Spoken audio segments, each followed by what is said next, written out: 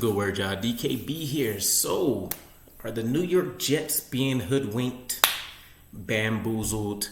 We could be in the midst of getting finessed once again by a veteran quarterback that we would like to pursue to hopefully help turn this franchise around, if not for a long time, at least for a good time.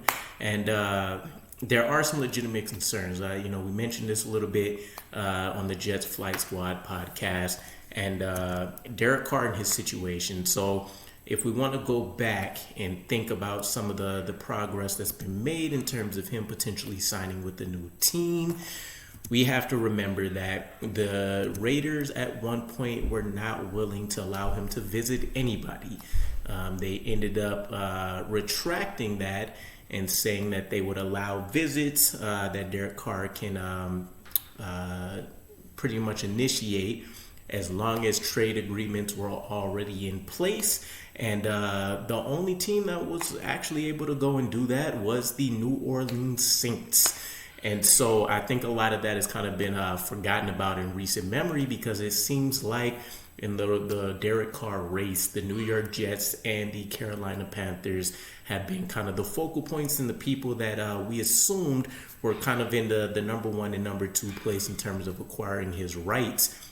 That may not actually be the case. The Saints might have had a steady, consistent grip on Derek Carr this entire time. So not only were they the only person, meaning that they were willing to put together a package of picks in order to acquire him, we're also talking about him going on his second visit potentially already with the Saints, and they could be securing the framework of what an actual contractual deal would look like. They were willing to take him on the contract extension that he received from the Raiders.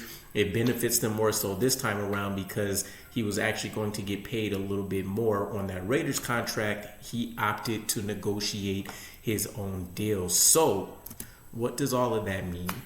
New Orleans Saints could already have Derek Carr in the bag. This could be a waiting game. And essentially, the part about us being bamboozled or hoodwinked could come down to the fact that not so long ago, when we were in the search for a veteran quarterback, a la Kirk Cousins, we ended up finding out later on that he only tied in the New York Jets as a way to bump up the price tag and secure a better deal, which we now know is the first fully guaranteed contract in the NFL that brought him to the Minnesota Vikings. And so I would hate to see the same thing going on again. I mean, it wouldn't be the first time, obviously, but it just doesn't seem like it's in Derek Carr's personality or anything like that. But people have done stranger things to secure the bag, and so I never really put it over anybody. And so when we want to talk about contracts, things seem like they would have been generally favorable for us. There were reports saying that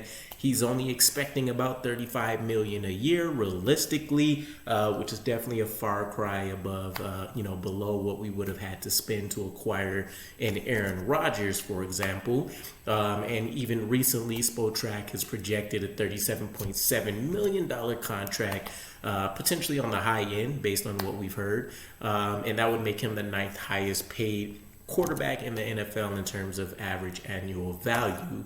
Ultimately, it's probably about a 3-year, $113 million contract if that ends up being true, which would actually still work out for us as well, because that would mean we could potentially see Zach Wilson if he develops. And, I would have to say over expectations, right? At this point, we're talking about a guy that doesn't look like he belongs on the practice squad. So not only do you have to become just a guy that can survive in training camp, then you have to work your way up to backup quarterback status, then somebody that's a realistic average starter in the NFL, and then pretty much anything above backup quarterback status is a striking gold at this point in time, even though we took him at the second overall pick in the 2021 class. So that is the realistic situation that we are looking at now. But I don't honestly think, and this is more so just, obviously I don't know Derek Carr. I have to base a lot of this on what I've heard from multiple media people around the NFL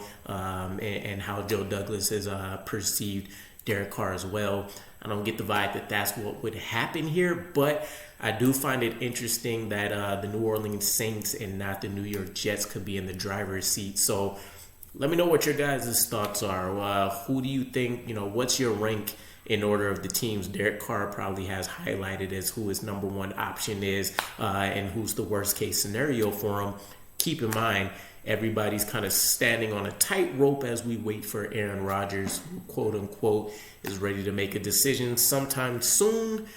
We'll see what soon really means, but obviously everybody's on the timetable March 15th before all of these other free agent quarterbacks can jump into the party. So if we are being used, smart play by Derek Carr, potentially bad move by the Jets, we could be left sitting looking crazy while we sign a guy like Carson Wentz potentially, which looks like it could be a realistic option if things go south. So let me know what your guys' thoughts are. I'll catch you again.